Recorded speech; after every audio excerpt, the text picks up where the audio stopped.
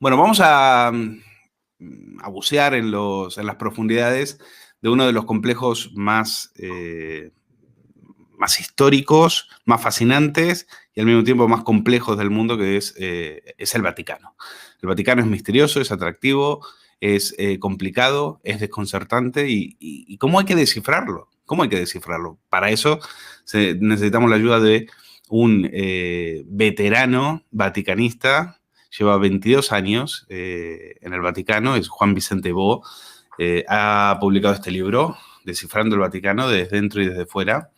Y tenemos la suerte de tenerle del otro lado de la conexión. Juan Vicente, gracias por estar con nosotros. Muchísimas gracias, Luis. Muchísimas gracias, Luis. Muchísimas gracias a vosotros. Cuéntanos un poco para la gente que no te conoce. Tú eres un corresponsal, llevas muchísimos años haciendo corresponsalías, pero en un momento determinado, ahora estás haciendo corresponsalía para ¿cuántos medios? Aparte del diario ABC también, ¿no? Solamente para el diario ABC. Tengo la suerte, tengo el privilegio de ser uno de los 2 periodistas no italianos que se dedican exclusivamente al Vaticano. Y esto permite estudiar los temas con más profundidad y mejor que si tuviese que compartir el tiempo o la atención con Italia.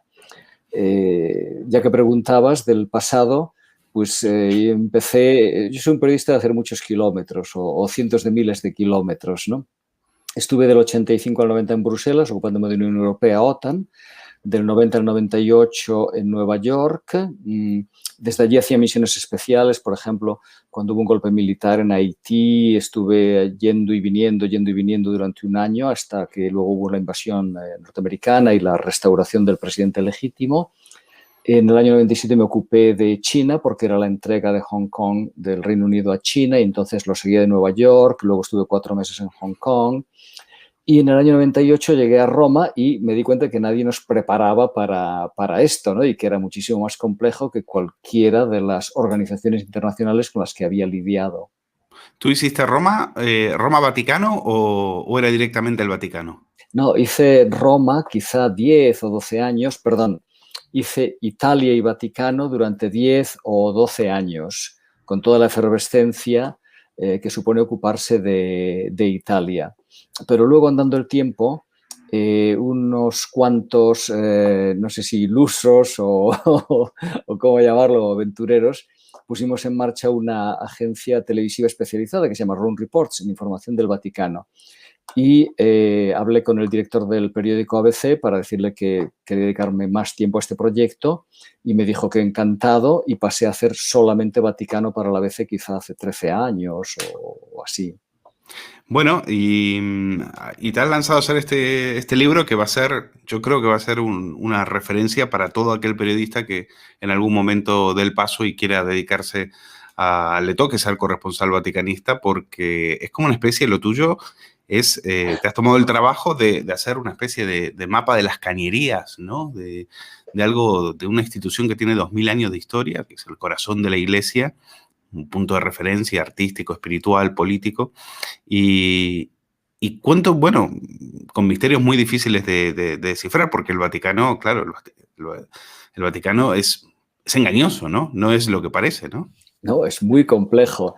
Y a mí me ha ayudado en este trabajo, la verdad es que no ha sido fácil, ¿no? Porque no hay una guía del Vaticano, una guía de uso, por así decirlo, 80.000 guías artísticas, hay libros de historia así de gruesos que es imposible leer y que no te ayudan. En parte porque en la agencia televisiva iba explicándolo a periodistas jóvenes que llegaban y en parte porque estos 10 últimos años, yo, claro, al principio yo era un periodista joven, luego he ido pasando los años y resulta que ya no lo soy, ¿verdad? Y van llegando otros mucho más jóvenes, sobre todo muchas chicas, la mayor parte de las corresponsales en el Vaticano, de las vaticanistas, ahora son mujeres. Y empezamos a explicarlo a los que iban llegando y así fui acumulando ejemplos que daban buen resultado explicativo y aprendí a simplificar para quien está aterrizando, de tal manera que pudieran orientarse sin muchas complicaciones y así poquito a poquito fue naciendo el libro, ¿no? Que está pensado en primer lugar para personas que tienen interés por el Papa y por el Vaticano y sufren la confusión de las noticias falsas. Es una plaga de nuestro tiempo. El Vaticano es tremendamente icónico, ¿no? Y donde hay un referente mundial, hay fake news a montañas, ¿no? Y también para estos periodistas que llegan a aterrizar. Sobre todo, he intentado enseñarles dónde tienen que mirar y cómo tienen que valorar, porque el Vaticano es una jungla, o sea, son entre la Santa Sede, que son 65 más o menos, y el Estado del Vaticano, que son 20 y tantos, son unos 90 departamentos en los que te puedes perder o en los que te pueden engañar, porque claro, todos se consideran muy importantes y lo primero que enseño es cuáles son y cuáles no lo son. Claro. Bueno, y hablabas de periodistas mujeres en el Vaticano. Una de ellas fue Giovanna Chirri, ¿no? Que fue la que dio la exclusiva de la dimisión de Benedicto XVI, gracias a que sabía latín, ¿no? Sí, efectivamente, fue una sorpresa para todos nosotros. Yo personalmente sospechaba que estaba enfermo porque había visto signos de que nos avincinábamos a terreno tormentoso, pero no esperaba la renuncia, me pilló completamente por sorpresa y recuerdo perfectamente aquel día porque eso sí que fue inesperado, así como el otro gran acontecimiento, que fue el fallecimiento del Papa Juan Pablo, pues tuvo una preparación larga, aquello fue un shock. Claro. Juan Pablo II, Benedicto XVI, Francisco. Bueno, no sé. Yo creo que tú eres más de Francisco, ¿no? Le has dedicado otro libro, ¿no? El Papa de la Alegría. Sí, y también otro más reciente que se titula 33 claves del Papa Francisco. Una vez bromeando con él le dije, no sé si serán suficientes. Y me dijo, no. Bueno, pues en realidad el Papa de mi vida es el Papa Juan Pablo, porque lo he observado durante 27 años y los últimos años de su vida, del 98 al 2005, pues muy, muy de cerca, ¿no? Pero el Papa que, por así decir, disfruto es Francisco, porque es que es una persona encantadora, que nos trata bien a todos, incluso a los que no lo merecemos, que en cada viaje internacional viene a saludarnos uno por uno en nuestro asiento en el avión, que luego tenemos unas conferencias de prensa fantásticas, sin barreras, sin preguntas tabú, sin respuestas tabú. Es una delicia trabajar con este hombre. Por cierto, que en privado, en las estancias cortas, es igual que en público. Lo que se ve en la televisión, pues es una persona muy bromista, muy positiva, muy sonriente, ¿no? Esto, por cierto, a veces es un desafío La para japonesa, periodistas. la japonesa no dirá lo mismo, ¿eh? Bueno, A la que no le dirá lo pegó, mismo a la que le pegó porque en el el paseo. Papa tiene dificultades articulares y Ah, se ve en el modo en que cojea. Y entonces, cuando esta mujer le tiró del brazo, le provocó un dolor fuerte. claro. Aún así, el Papa se dio cuenta de que eso era muy poco correcto. Por cierto, que esa noche saludó a más de 1000 personas. Y entonces a ver quién sale a una plaza por la noche ya con fresquete a saludar a tanta gente. Entonces, se dio cuenta de que eso había sido brusco, que no debería haberlo hecho y pidió que la buscaran y la encontraron. Y ¿Ah, entonces sí? esa misma mujer estuvo en una audiencia general un mes más tarde en la que él se volvió a disculpar, porque la primera disculpa en público la hizo 2 días después en el Ángelus, diciendo que todos podemos tener un gesto inadecuado. A mí me ha sucedido personalmente con una persona a la que pido perdón. Lo que la gente no sabe, quien ha visto solamente el clip de la reacción brusca en ese momento, no sabe que 30 segundos después el Papa volvió a la hilera de personas que estaban allí aquella noche en la Plaza de San Pedro y siguió dando manos. No, ahí yo creo que demostró que es humano. O sea, yo lo que vi Sí, es un ser humano que ante un sí, gesto reacciona, como sí, hubiera reaccionado cualquier otro, ¿no? sí, Luego después, pues te pueden entrar las dudas, pero ante todo a mí me pareció, sí, en todo caso, un gesto de humanidad. sí, Porque también es verdad que la chica se excede, o sea, la chica no tiene que hacer lo sí, que hizo. Ella también se sí, equivocó, no sí, solamente sí, Francisco con su reacción, ¿no? sí. Y se han Eh, equivocado quienes han dado esta noticia sin el contexto, claro, porque he visto mucha manipulación de esta noticia, como viniendo a decir, fíjate, parece que es muy amable, pero ya ves que no lo es. claro. Pero bueno, eso es un problema del periodismo contemporáneo. Así es. Bueno, más cosas de este libro, Juan Vicente. Misterios, claves. ¿Qué crees que es lo más fascinante de todo esto?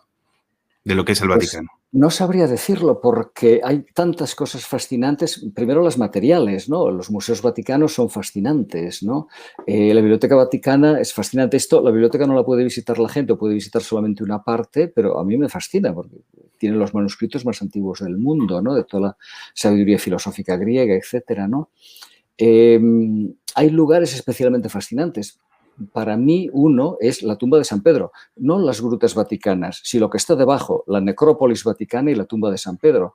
Otro lugar fascinante también por nuestro trabajo es la Biblioteca del Papa. Llevamos un año sin ir porque desde que empezó la pandemia se suprimió el sistema de que haya siempre dos periodistas, dos vaticanistas veteranos acompañando a los jefes de Estado al saludo inicial con el Papa, pues luego salimos y al cabo de media hora cuando termina entramos de nuevo en la presentación de los miembros de la delegación, intercambio de regalos, etcétera, ¿no? Es fascinante eso, lo mismo que son fascinantes los viajes con Francisco, ¿no? Y vamos a todo tipo de países. Ahora, dentro de nada, habrá un viaje a Irak muy interesante para ayudar a los cristianos de esas zonas de guerra y los que han perdido sus casas, etcétera, y mejorar las relaciones con los musulmanes chiíes, porque las relaciones con los suníes van de pegada. Juan Vicente, en esos ¿cómo eligen a los corresponsales que van a ir en ese viaje? ¿Eso lo paga el medio, lo paga el Vaticano? ¿Cómo funciona eso? Lo paga todo el medio y lo paga muy caro, porque son vuelos charter siempre, normalmente a la ida es a Italia, al regreso la aerolínea del país visitado, y los corresponsales que van en el vuelo pagan buena parte del costo del vuelo, a lo mejor 2/3 o así, ¿no? Es cierto que ocupamos un espacio muy amplio porque hay que dejar espacio para los trípodes, para los ordenadores. Es una zona de trabajo. A veces parece pues, un campamento de hippies, ¿no? Pero es una zona para trabajar, ¿no? En la que haces caso o no de abróchense los cinturones según lo que estés haciendo en ese momento. Si dicen que abrochen los cinturones y un corresponsal televisivo está haciendo una crónica y grabándola, pues termina la crónica y luego ya se sentará, ¿no? Y así funciona un poquito todo, ¿no? Es un coste muy grande para los medios, porque cuando se hacen esas divisiones el coste de los vuelos es mucho mayor que los vuelos normales, y también porque se escogen siempre para la prensa hoteles muy grandes que permitan tener pues, una oficina de prensa muy amplia, salas de reuniones, y esos hoteles cuestan más que el hotelito pequeñito al que irías si no fueses con el Papa. Y aparte, Juan Vicente, me imagino que habrá un cribado, ¿no? No podrán ir Sí, todos, ¿no? sí. Hay siempre muchísimas más solicitudes que sitios en el avión. Y entonces los escoge la Oficina de Prensa del Vaticano con dos criterios. Uno es la audiencia. O sea, se da prioridad a los medios con más audiencia porque se trata de llegar al destino. Correcto. Dentro de ese criterio de audiencia está el criterio de los idiomas y las culturas. Hay un equilibrio más o menos entre medios italianos, medios franceses, ingleses, españoles, luso brasileiros, etcétera, ¿no? Y luego hay una preferencia hacia corresponsales más veteranos, porque parece que no, pero los viajes con el Papa son muy estresantes y hay que llevar una disciplina militar y un horario suizo, porque cuando estás en una caravana no se puede esperar a que hay uno que se ha despistado porque ha ido a una tienda a ver si encontraba unas pilas para no sé qué aparato electrónico, ¿no? Sino que tenemos que movernos dentro de las caravanas, tenemos que movernos en zonas de alta seguridad y tenemos que hacer caso a cualquier indicación que dan las personas de la Oficina de Prensa del Vaticano que van controlando este grupo. Entonces, a veces algunos de los nuevos piensan que el viaje gira en torno a ellos, ¿verdad? Porque son de la televisión de, digamos, Coimbra, por mencionar una ciudad en Portugal. Claro. Y no es así, ¿no? Y no es así. Dices en el libro que Francisco le ha dado una vuelta casi de guante, ¿no? al Vaticano. O sea, que ha hecho una especie de saneamiento. Ahora, al decir saneamiento, quiere decir que había mucha porquería que limpiar, ¿no? Sí, efectivamente. Y sobre todo lo bonito es que ya desde la época de Juan Pablo II y también de la de Benedicto, que era muy claro, se llama las cosas por su nombre. La porquería es porquería y no hay que utilizar eufemismos. Y la podredumbre es podredumbre. Y ya en la época del Papa Benedicto, Benedicto hizo una limpia bastante fuerte, expulsó de sacerdotes centenares de sacerdotes y religiosos que abusaban de menores, habían abusado, y el Papa Francisco ha continuado en esa línea en otros terrenos muy interesantes. El Tribunal del Vaticano, por ejemplo, el tribunal que es civil y penal del Estado del Vaticano, tuvo un primer caso muy visible en el mundo que fue la filtración de documentos del Papa Benedicto, ¿no? Había sido, al final resulta que era el mayordomo, que fotocopiaba todo en el despacho de al lado, ¿no? Pero eso no se llevó como un asunto interno, sino como un juicio en un tribunal como el de cualquier Estado, ¿no? Dentro de poco habrá el proceso a 4 o 5 funcionarios intermedios de la Secretaría de Estado que han incurrido, presuntamente, hay que decirlo, en malversación de fondos, en unos fondos reservados del Vaticano. Y la tesis de Francisco es que lo peor que puede pasarle a cualquier institución pública o privada, estatal o ONG, es tener elementos podridos en su interior, intentar ocultarlos o intentar quitarle importancia a esas fechorías. Él no tiene miedo a los escándalos, tiene miedo a que haya algo que está mal dentro de un organismo y no se sepa. En cuanto a los escándalos, este último económico al que me he referido se destapó en quizá octubre, no recuerdo, del 2019, y hablamos de él con el Papa en esas largas conferencias de prensa al regreso de Tokio, del viaje a Tailandia-Japón. Y estaba casi orgulloso, entre comillas, de que nos decía, es el primer escándalo del que no nos enteramos por la prensa, sino que lo ha destapado la propia maquinaria del Vaticano, la Gendarmería, la Fiscalía Vaticana, ¿no? Y esto es el estilo que ha marcado y que ya es irreversible. Cuéntanos las grandes diferencias que ha marcado Francisco con respecto a Benedicto, que por otro lado tenían una fantástica relación y son prácticamente dos papados con muchos puentes y muchas líneas de conexión. Pero ¿cuáles serían, para los que no sabemos, no estamos al tanto de esto, cuáles serían las grandes diferencias? Bueno, Francisco es un papa más libre. A Benedicto le hubiera gustado dar muchos pasos que ha dado Francisco, pero, por así decir, dosificaba los cambios. El Papa Benedicto era muy ecológico, de hecho puso paneles solares encima del aula de las audiencias, que es grandísima para 7.000 personas, y empezó la transición energética del Vaticano a que sea un Estado que no emite ningún anhídrido carbónico a la atmósfera, ¿no? Y Francisco continuó esa línea pues con el Laudato Si, pero al ser más libre, como te decía Luis, él desde el principio dijo, yo me quedo a vivir en la Casa Santa Marta en lugar de vivir ahí arriba porque estoy aislado. Él fue al garaje del Vaticano a escoger un automóvil con la idea de escoger uno pequeño y el comandante de la Gendarmería entonces le dijo, no, ese no puede ser porque no es blindado, mejor si escoge alguno de los blindados. Y el Papa dijo, pues que son todos muy grandes. Bueno, pues alguno que se pueda blindar, porque ese pequeño no se puede. Dijo, no, yo voy a utilizar ese vehículo de clase media, de un padre de familia de clase media y ya está. Y así hasta hoy. Ya entonces era, no sé si tenía 2 o 3 años y ahora tiene otros 8 años más y sigue utilizando lo mismo. Ese tipo de gestos de libertad, como el recibir a cualquier tipo de personas en cualquier momento en Casa Santa Marta, hacer llamadas por teléfono, las propias conferencias de prensa. En las conferencias de prensa a veces surgen malentendidos porque son en el vuelo de regreso por la noche, 10:30, 11 de la noche, a veces después de 2 días, a veces después de 4 o 5 días absolutamente agotadores, todos estamos cansados, él comete errores como cualquier persona, ¿no? Y sin embargo, pues se arriesga y continúa haciéndolo con mucha libertad.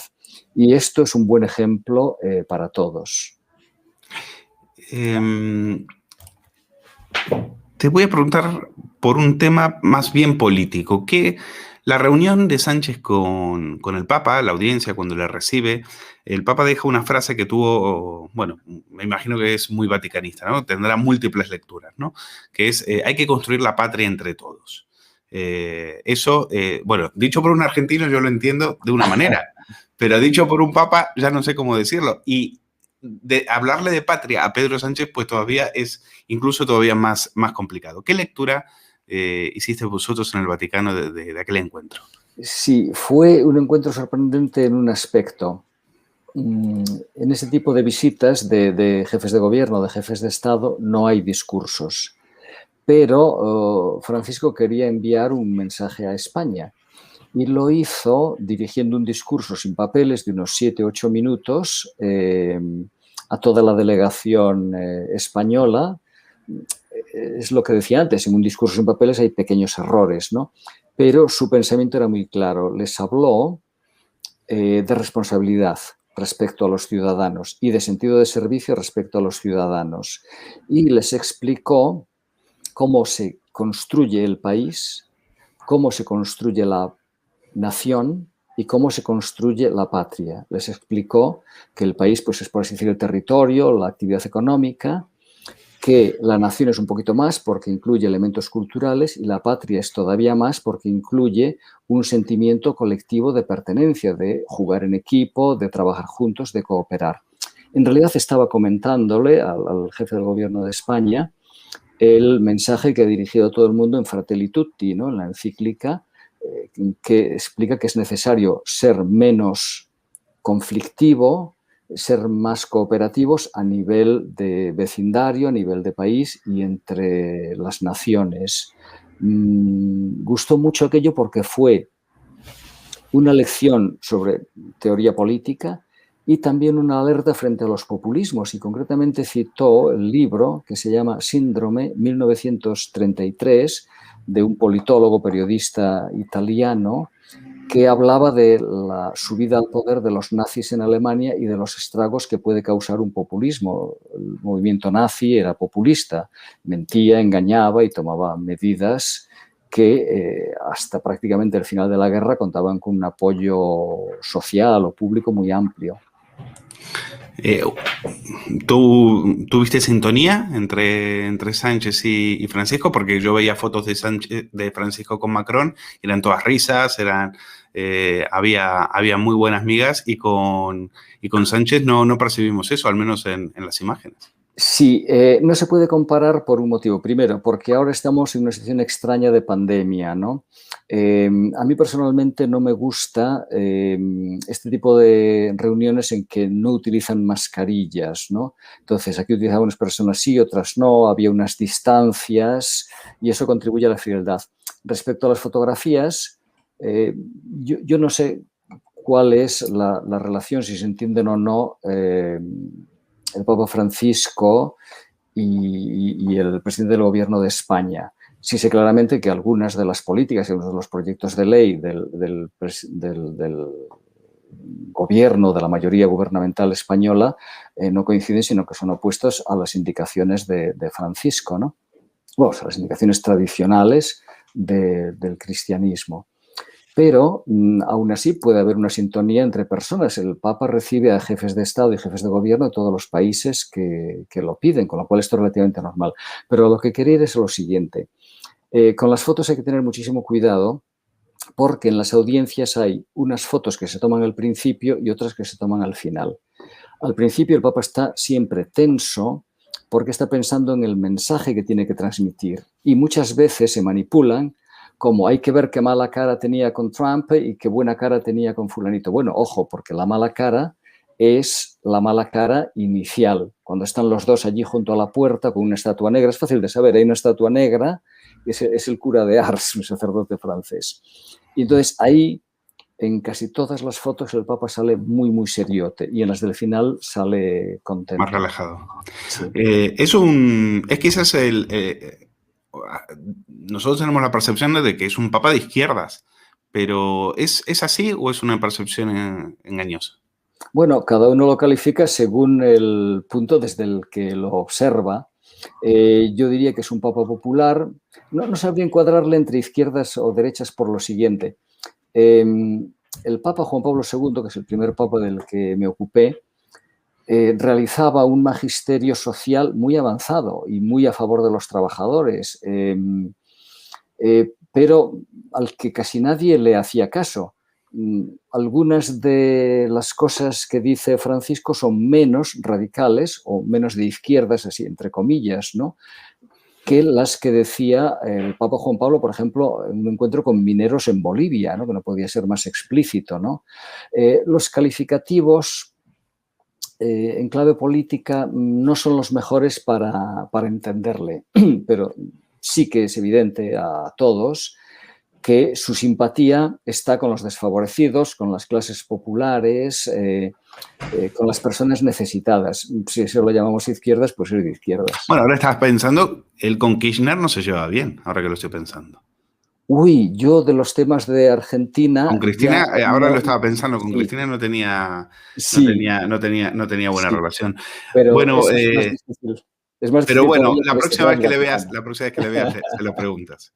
Bueno, Juan Sí. Vicente, en principio agradecerte esta fascinante charla contigo y bueno, seguiremos tus crónicas. ¿Cuántos años te llevó aprender el lenguaje vaticanista, de decir, esos rituales que tienen ellos que no es fácil? Sí, pues mira, al cabo de 2 o 3 años creí que lo entendía y al cabo de 4 o 5 me di cuenta de que no lo había entendido, que me había quedado en la superficie. Al cabo de 1 año dominaba el protocolo, pero con el protocolo no te enteras de lo que pasa, simplemente te comportas como los demás, pero no te enteras a fondo, ¿no?